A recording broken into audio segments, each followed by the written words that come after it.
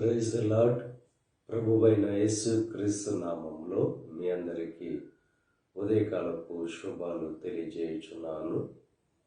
ఈరోజు దేవుడు అనుగ్రహిస్తున్న అతి శ్రేష్టమైన వాక్యము కీర్తనలు 116వ అధ్యాయము 6వ వచనాన్ని చదువుకుందాము.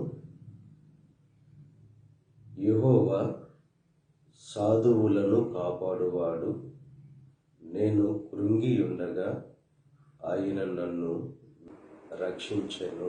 అతి శ్రేష్టమైన వాక్యాన్ని దేవుడు ఈ ఉదయకాల సమయంలో మనకు అనుగ్రహిస్తున్నారు. ఆయన సాధువులను కాపాడువాడు, కృంగిన వారిని రక్షించే దేవుడు. కృంగిన పరిస్థితిలో ఉన్న వారిని లేవనెత్తే దేవుడు. ఎందుకంటే ఆయన దయాళుడు, వాత్సల్యత కలిగిన దేవుడు. ఆయనను ఎవరు శరణుజొచ్చుతారో వారిని సిగ్గుపరిచే దేవుడు కాదు. ఆ బలమైన సమస్యల నుండి విడుదల కలుగు చేసే దేవుడు.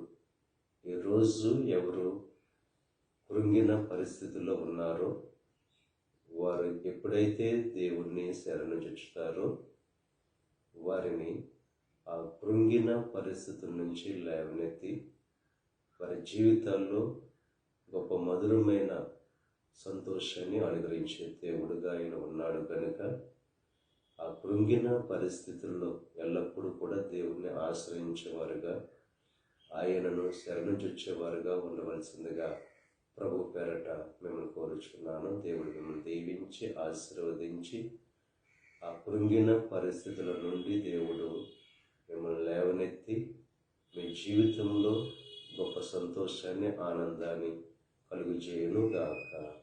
ఆమేన్. ప్రార్థన చేసుకుందాం.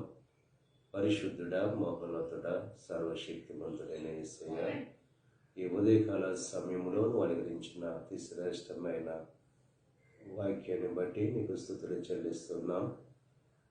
నువ్వు వాత్సల్యత కలిగిన దేవుడవు, దయాళుడవు, కృంగిన పరిస్థితిలో ఉన్న వారిని రక్షించే దేవుడవు నీవే, సాధువులను కాపాడే దేవుడవు నీవే. ఈ యొక్క వాక్యం ప్రతి ఒక్కరూ కూడా అర్థం చేసుకుని, గ్రహించుకొని ఎల్లప్పుడూ కూడా నిన్ను ఆశ్రయించేవారుగా, నిన్ను శరణుజొచ్చేవారుగా ఉంటూ వారి యొక్క జీవితాల్లో ఉన్న సమస్యల నుండి విడుదల పొందుకునే భాగ్యాన్ని కలుగు